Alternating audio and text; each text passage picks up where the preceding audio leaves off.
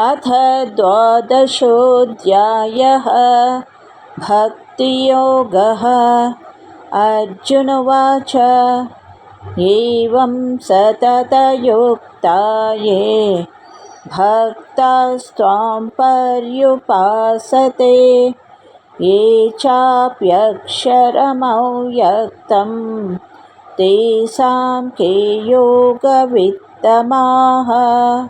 Arjuna said, those devotees who, always engaged, worship you in this way, and those who worship the imperishable, the unmanifest, which of them is more perfect in yoga?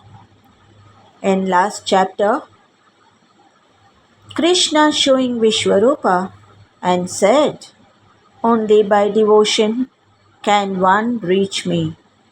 So Arjuna asks, better to worship you with form like Krishna or the formless Brahman? Which path is superior? ಕನ್ನಡದಲ್ಲಿ ನೋಡೋಣವೇ.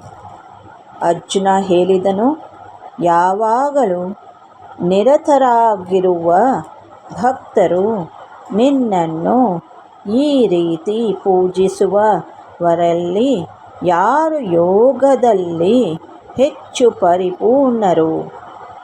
ಕೊನೆಯ ಅಧ್ಯಾಯದಲ್ಲಿ ಕೃಷ್ಣ ವಿಶ್ವರೂಪವನ್ನು ತೋರಿಸುತ್ತಾ ಭಕ್ತಿಯಿಂದ ಮಾತ್ರ ನನ್ನನ್ನು ತಲುಪಲು ಸಾಧ್ಯ ಎಂದು ಹೇಳಿದನು.